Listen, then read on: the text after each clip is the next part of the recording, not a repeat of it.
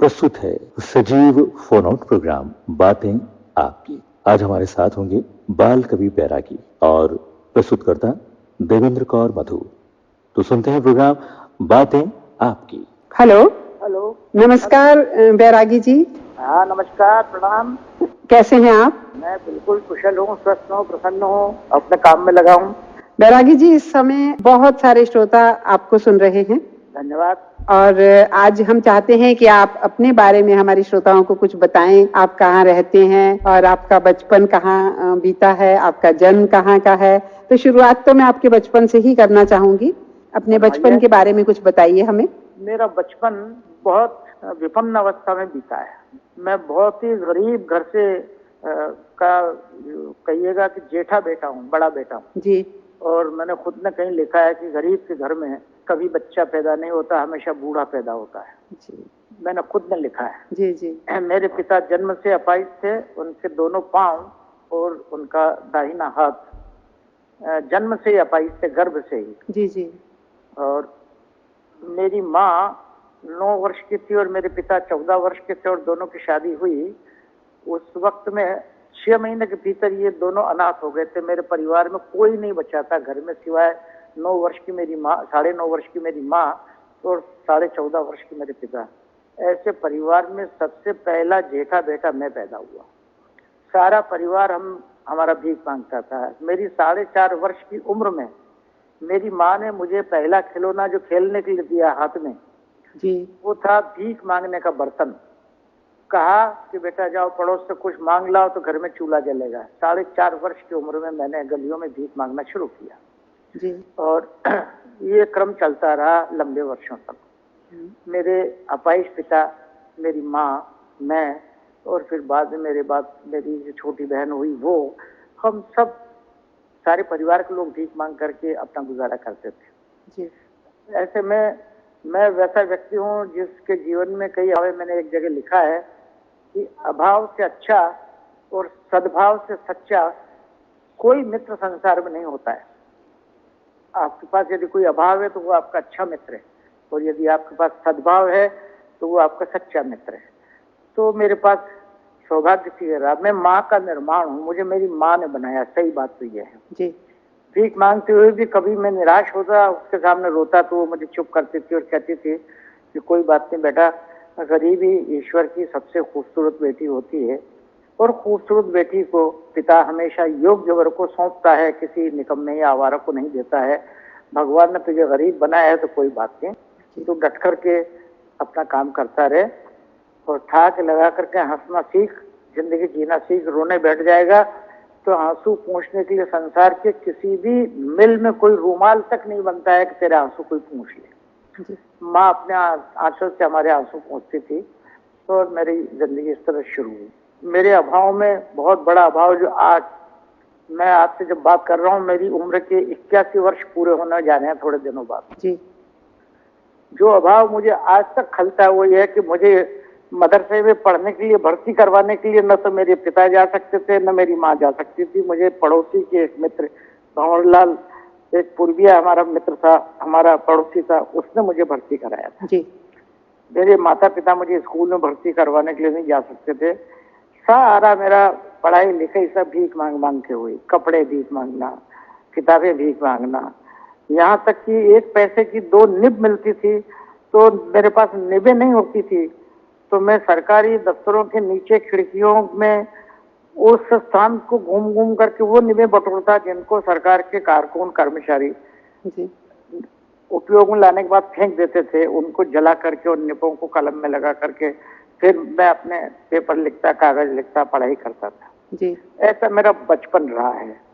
तो मैं समझता हूँ कि मेरे बचपन में मेरी माँ ने मुझे कभी निराश नहीं होने दिया। और मेरे पिताजी थोड़े क्रोधी थे, गुस्सेल थे, लेकिन मेरी माँ ने पहला बेटा अगर कोई पाला तो वो उसका पति स्वयं था।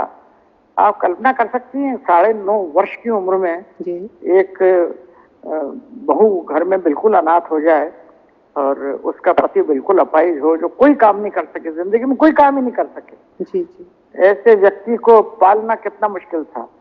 जवानी मेरी माँ पर भी आई होगी उसके ऊपर भी रूप आया होगा, सब कुछ हुआ होगा, लेकिन उसके बावजूद उसने अपने आप को कितना बचाया, कितना सुरक्षित रखा इस समाज में, और किस तरह से प्रतिष्ठित रखा और मुझे आकार दिया, मेरे जीवन को आकार दिया जी।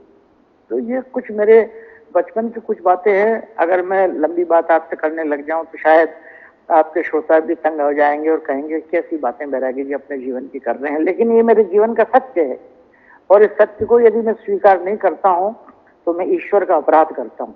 बैरागी जी, आज आपने जो मुकाम हासिल किया है जिंदगी में, जहां आप हैं, वहां आपके पहुंचने के बाद मैं आपको यकीनन कह सकती हूं कि आपको आपके बारे में बहुत कुछ जानना चाहते हैं, और आप जो बता रहे हैं उसे शायद बहुत दिल से लोग सुन रहे हैं।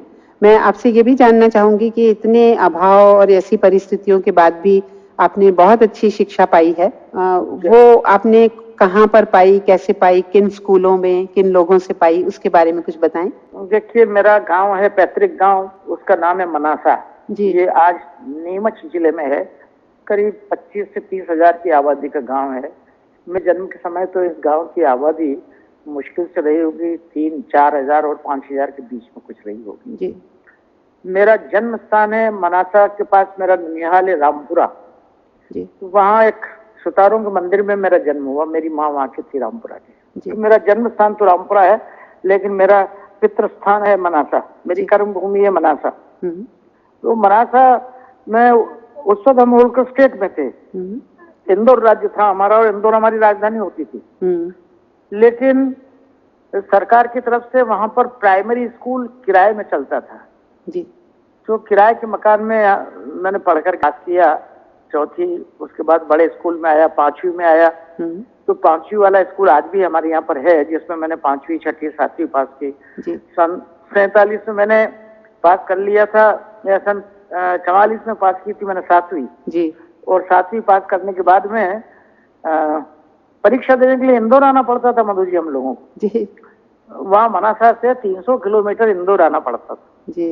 और न आने जाने के पैसे थे न कुछ था, लेकिन सौभाग्य से हमें शिक्षक अच्छे मिले, गुरु अच्छे मिले, माता पिता अच्छे मिले, पड़ोसी अच्छे मिले।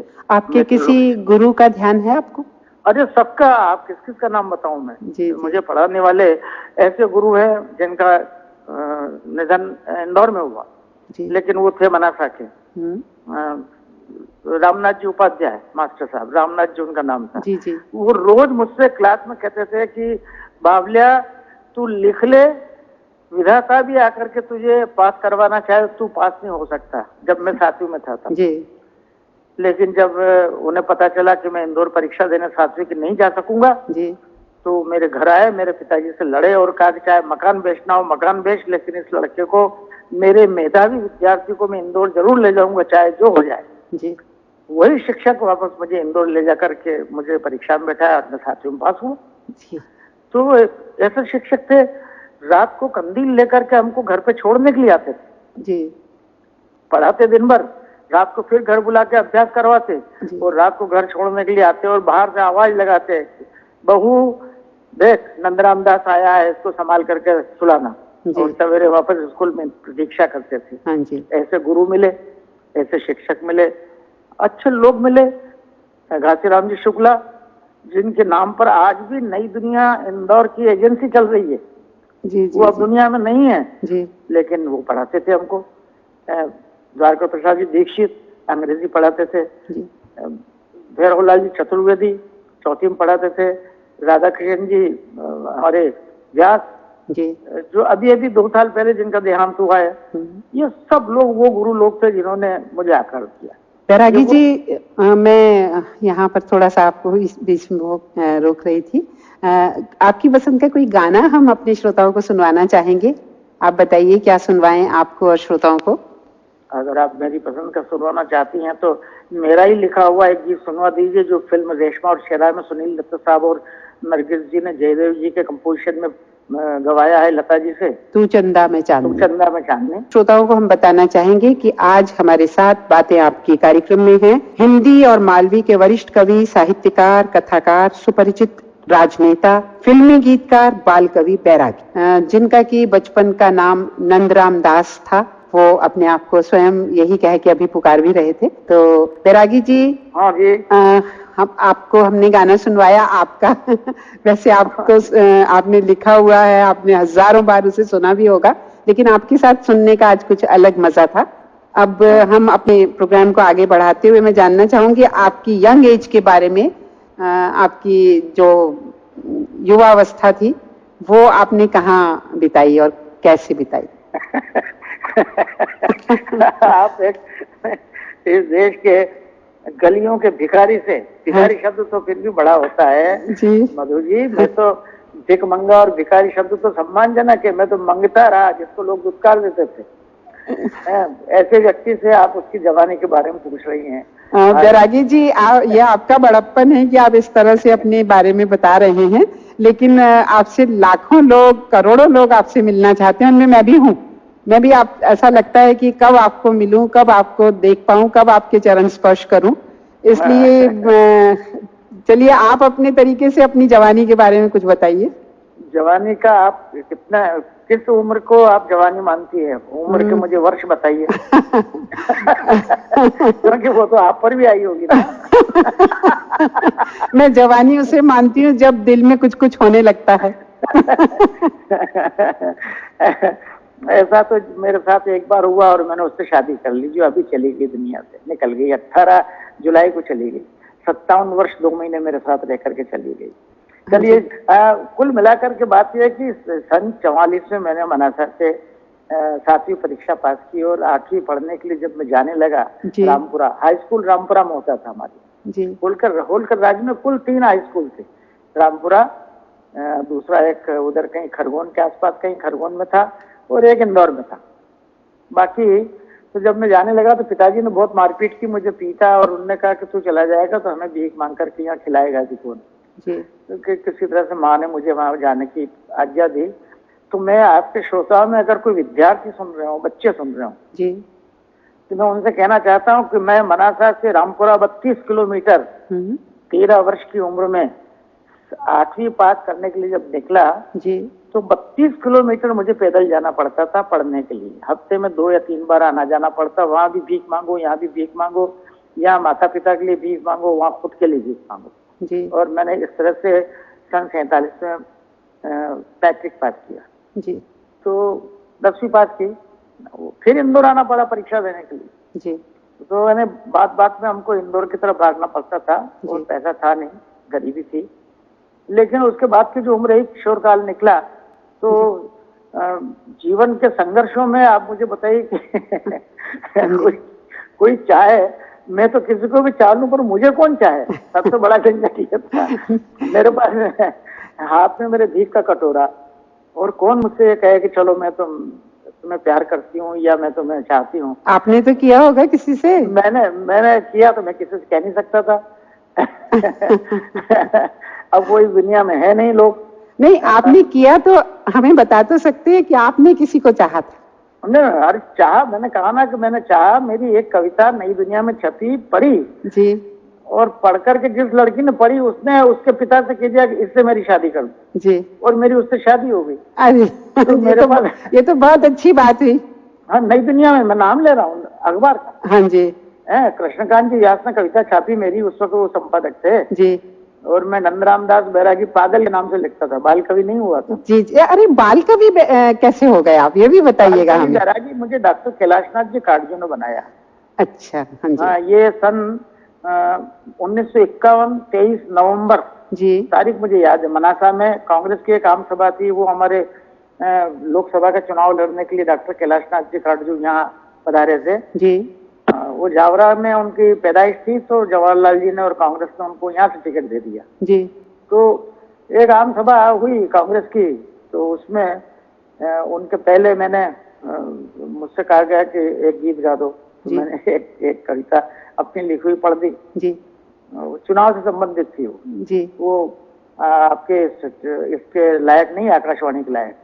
वो पढ़ दी। तो डॉक्टर साहब ने कहा एक और सुना दो। मैंने एक और सुना दी। उन्होंने कहा कि एक और सुना दो। मैंने तीसरी भी सुना दी। फिर उन्होंने कहा कि एक और सुना दो। तो मैंने चौथी भी सुना दी। अब चौथी तो सुना तो रहा मधु जी कविता, लेकिन मन ही मन सोच रहा कि अगर इन्होंने एक बार और कह दिया जी तो अब तो फिर द्रौपदी का चीर हरण हो ही जाएगा, शायद ही भगवान कन्हैया कोई आकर के चीर बढ़ाए। क्योंकि ये 4 कविताएं कुल लिखी थी, हाँ जी लिखी तो 5वीं थी। जी तो उनने धीरे से कहा कि एक और सुनाओ। तब तक उनके मिलिट्री सेक्रेटरी ने उनको घड़ी बताई, बोले सर आप 45 मिनट के लिए यहाँ आए हैं और 40 मिनट से आप कविता सुन रहे हैं, जी तो अपने को चलना है आगे। उनने खड़े होकर एक भाषण दिया मनासा में, करीब 2-3 हजार लोग थे हमारे गांधी चौक में बद्री विशाल मंदिर के सामने। जी उनने भाषण दिया और भाषण में कहा कि मुझे तो कोई भाषण देना नहीं है, जवाहरलाल जी ने कहा है और मैं आपके यहाँ पर चुनाव लड़ने आ गया हूँ, लोकसभा में काम करूंगा। उस वक्त वो हमारे देश के उस सरकार के भी गृह मंत्री थे, जी अंतरिम सरकार के भी। उन्होंने कहा कि ये जो है ना आपके सामने बैठा हुआ, मैं सामने जाजम पर बैठा हुआ था नीचे धरती पर, हाँ जी ये जो बैठा है ना ये लड़का जिसने ये जो क्या नाम इसका मैं नहीं जानता, लेकिन ये जो आपका बाल कवि है ना जी ये इसने जो कहा है वो करना। जी उस दिन से हम बाल कवि बैरागी हो। ये डॉक्टर कैलाश नाथ जी काटजू की कृपा, काटजू जी का दिया हुआ ये नाम है आपको, कैलाश नाथ जी काटजू का दिया हुआ नाम है। बाल कवि और बैरागी। मेरे माता पिता ने इस नाम को स्वीकार कर लिया, ये मेरे माँ बाप का बड़प्पन है। जी है बैरागी जी कुछ और आपको सुनवाना चाहेंगे, बताइए आप कौन सा गीत सुनवाएं आपको। चलिए एक और सुना दीजिए। यदि हो तो आपके पास मेरी बहुत पुरानी गजल है, मेरी लिखी हुई, फिल्म गोगोला में लिखी थी मैंने, जी जी जिसको बम्बई के वो क्या है कृष्ण महल या कृष्णा महल कौन है मरीन ड्राइव पर, जी जी जिसमें सुरैया रहती थी, जी जी उसके किसी कमरे में बैठ के मैंने एक गजल लिखी थी, जरा कह दो फिजाओं से हमें इतना सताए ना। तलत महबूब साहब और मुबारक बेगम ने इसको गाया है। बहुत अच्छी गजल है ये बैरागी जी। और मैं इसे ढूंढ रही थी कल आपके लिए, मुझे लगा था कि आप इसकी फरमाइश करेंगे जरूर, लेकिन मुझे मिल नहीं रही थी। तो मेरे एक साथी हैं उद्घोषक प्रवीण शर्मा, उन्होंने प्रवीण शर्मा एक उद्घोषक साथी हैं मेरे, उन्होंने इस गजल को मुझे ढूंढ के दिया निकाल के। तो प्रवीण जी का मैं आभारी हूँ कि वो मुझे भी सुना रहे हैं। तो आपके साथ हम भी सुनते हैं और आप हमारे साथ बने रहिएगा, अभी थोड़ी देर और आपको कष्ट दूंगी। नहीं कष्ट की क्या बात है। जी बैरागी जी, आपसे मैंने आपके बचपन की कुछ बातें सुनी, कुछ आपके युवावस्था की बातें हुई, और अब इन दिनों आप क्या कर रहे हैं, कुछ उसकी बात करें। अब इन दिनों तो मैं अपने आप को एक कहा करता हूँ, लोग मुझसे पूछते इन दिनों क्या कर रहे हैं, जी तो मैं कहा करता हूँ कि पटवारी जमीन नापता फिरता है, इस तरह से मैं सरस्वती का पटवारी हूँ, देश को नापता फिर रहा हूँ, देख रहा हूँ। जी अपने आप को सरस्वती का पटवारी मानता हूँ। जी जी जी और मित्र लोग जहाँ बुलाते हैं वहाँ जाता हूँ, खड़ा होता हूँ, काम करता हूँ, जी जी लिखता हूँ, पढ़ता हूँ। इस समय भी मेरे टेबल पर लिखने के लिए जो काम चल रहा है। बैरागी जी, मैं आपसे आपकी पहली कविता के बारे में पूछूं, वो मुझे ठीक नहीं लग रहा। नहीं, मुझे ऐसा लग रहा है कि पहली कविता के बारे में तो लोग शायद आपसे बहुत कुछ सुन चुके हैं, लेकिन इस समय आपने आखिरी कविता कौन सी लिखी है वो भी मुझे बताइए ना। कविता इन दिनों की कोई कविता। इन दिनों की आखिरी कविता कोई आखिरी थोड़ी होती है क्या। नहीं, जो लेटेस्ट आपने जो लिखा है इस समय। अब ये बड़ा मुश्किल है, वो मेरे ब्रीफ कोर्स को खोलना पड़ेगा, मुझे नहीं पता था कि ये पूछेंगे। जो आपको याद हो वो सुनाइए। याद मेरा, मैं इन्हें देखिए, चलिए मैं एक कविता आपको सुना देता हूँ जी। आपके मेरे श्रोता आपके कहाँ हैं, श्रोता तो मेरे हैं जी। वाकई आपकी श्रोता हैं वो जी। आप तो माध्यम मात्र हैं मधु जी। जी जी जी जी। देखिए लोग हमसे पूछते हैं, प्राय आपसे भी पूछते हैं, सबसे पूछते हैं, बड़े छोटे लोगों से पूछते हैं, छोटे बच्चे भी पूछते हैं, बूढ़े भी पूछते हैं जी कि जीवन क्या है जी। तो इस पर मैंने कुल मिला के 12 पंक्तियां लिखी हैं जी। और वो 12 पंक्तियां अपने श्रोताओं तक पहुंचा करके मुझे प्रसन्नता होगी। जरूर। मैंने लिखा है कि रोज सवेरे सूरज आता जी, रोज सवेरे सूरज आता, किरणों का कंचन बरसाता, बड़े प्यार से तुमको हमको जीवन का मतलब समझाता है जी। सूरज बताता है कि जीवन क्या है। रोज सवेरे सूरज आता, किरणों का कंचन बरसाता, बड़े प्यार से तुमको हमको जीवन का मतलब समझाता। सूरज कहता है जी, अपनी ही आहुतियां देकर स्वयं प्रकाशित रहना सीखो। सूरज किसी से आग उधार नहीं मांगता है, अपनी ही आग में जलता है जी। अपनी ही आहुतियां देकर स्वयं प्रकाशित रहना सीखो। यश अपयश जो भी मिल जाए उसको हंसकर सहना सीखो। अपनी ही आहुतियां देकर स्वयं प्रकाशित रहना सीखो। यश अपयश जो भी मिल जाए उसको हंसकर सहना सीखो। थकना रुकना चुकना, बुझना ये जीवन का काम नहीं है। सूरज हमको समझाता है। जी। थकना, सूरज आज तक थका था जी? थकना, चुकना, रुकना, बुझना ये जीवन का काम नहीं है। सच पूछो तो गति के आगे लगता पूर्ण विराम नहीं है। गति होती है जीवन में, उसके आगे कोई फॉल पॉइंट नहीं लगता, कोई पूर्ण विराम नहीं लगता। जीवन का काम है सतत बढ़ते चले जाओ जी। सतत बढ़ते चले जाओ। अपनी ही आग में जलो, किसी से रोशनी उधार मत मांगो, निराश मत रहो जी। खा के मार करके काम करो और इस तरह से जीवन जियो कि लोग आपसे प्रेरित हों, आपसे प्रोत्साहित हों। जीवन में सकारात्मक रहो, नकारात्मक कभी मत रहो। ऐसी कुछ बातें सूरज हमको रोज सिखाता है। जबकि हम एक असत्य रोज बोलते हैं, सूरज के खिलाफ बोलते हैं कि सूरज अस्त हो गया, सूरज उग गया। तो सूरज से एक दिन हमने पूछा भी सही, हमने कहा कि प्रभु आप डूब गए, अस्त हो गए। तो उन्होंने कहा कि मैं तो बेटा वहां का वहां हूँ जहाँ मुझे खड़ा किया था, जहाँ मुझे रोक दिया था, जहाँ मुझे कह दिया था कि यहीं रहना, मैं वहां का वहां खड़ा हुआ हूँ। 1 इंच 1 सेंटीमीटर भी इधर से उधर नहीं गया। फिर हमने पूछा कि रात हो जाती है, अंधेरा कैसे हो जाता है? बोले तेरी माँ पृथ्वी से पूछ, जिसकी गोद में तू बैठा हुआ है, कहीं उसी ने तो घूमते हुए मुझे पीठ नहीं दे दी और उसके कारण अंधेरा हो जाए। तू तेरी माँ को गाली नहीं दे सकता, इसलिए मुझे रोज गालियां देता है, इसके बावजूद भी मैं तुझे रोशनी देता हूँ। तो हम लोग सूरज से पूछते हैं, रोज सवेरे सूरज आता, किरणों का कंचन बरसा था, बड़े प्यार से तुमको हमको जीवन का मतलब समझाता। अपनी ही आहुतियां देकर स्वयं प्रकाशित रहना सीखो। यश अपयश जो भी मिल जाए उसको हंसकर सहना सीखो। थकना, रुकना, चुकना, बुझना ये जीवन का काम नहीं है। और सच पूछो तो गति के आगे लगता पूर्ण विराम नहीं। वाह, बैरागी जी आपने हमें अपनी कविता सुनाई, हमें बहुत बहुत अच्छा लगा। और आपने उसके पहले एक बात कही कि मैं तो वाकई इस कार्यक्रम में माध्यम हूँ और श्रोता तो इस समय आपको सुनना चाहते हैं। और आपने जैसा कि बताया कि और मैं अपने श्रोताओं को बताना चाहूंगी, आप तो ये आकाशवाणी इंदौर की जो स्थापना हुई थी उससे भी पहले जो मीटिंग्स हो रही थी इसे स्थापित करने के लिए, उन मीटिंग्स में आप शामिल थे और आपने ही इस आकाशवाणी केंद्र की एक तरह से शुरुआत में बहुत बड़ी भूमिका निभाई थी। भाई तो, मुझे तो आपके यहाँ अपॉइंटमेंट मिल चुकी थी। जी बैरागी जी, वही बातें मैं अभी अपने श्रोताओं के साथ और करना चाहती हूँ। मन नहीं भरा आपसे बात करके। अरे आप जब भी चाहें पूछ लीजिएगा। तो मुझे प्रसन्नता होती है कि हम लोग अपने मित्रों से इसी माध्यम से जुड़ जाते हैं, मिल जाते हैं, बातचीत हो जाती है। अब सुनने के बाद में कुछ लोग हमको भी टेलीफोन करेंगे, पत्र भी लिखेंगे। जी। लेकिन मूल लक्ष्य मेरा ये है कि आपका हमारा कोई भी श्रोता हमें सुनने के पश्चात निराश नहीं हो जीवन के प्रति, जी थके नहीं और अपने जीवन की यात्रा ठाठ के साथ में पूरी करें। बैरागी जी आपसे हमारा बहुत पुराना रिश्ता है, आकाशवाणी का रिश्ता आपके साथ बहुत पुराना है, कोई नया नहीं है। सुनवाना चाहती हूँ श्रोताओं को, आप बताइए अब क्या सुनवाएं आपको? अगर ये हो आपके पास तो पंडित नरेंद्र शर्मा का लिखा हुआ गीत जी की चूड़ियां जी वाला था, ज्योति कलश छलके। ज्योति कलश छलके मेरी पसंद का गीत लता जी ने गाया है, क्या बढ़िया गाया है, वाह वाह वाह, क्या लिखा गया है। जी आपको ये गीत सुनवाते हैं, श्रोताओं को भी सुनवाते हैं और आपसे मैं विदा ले रही हूँ। बहुत बहुत धन्यवाद, बधाइयाँ, बहुत बहुत नमस्कार, प्रणाम। तो श्रोताओं, आज इस कार्यक्रम में हमारे साथ थे बाल कवि बैरागी जी और आज के इस कार्यक्रम में कंसोल पर मेरे साथ हमेशा की तरह थे प्रभाकर मोरे। आप सुन रहे थे सजीव फोन प्रोग्राम बातें आपकी। इसे आपकी खिदमत में पेश कर रही थी देवेंद्र कौर मधु।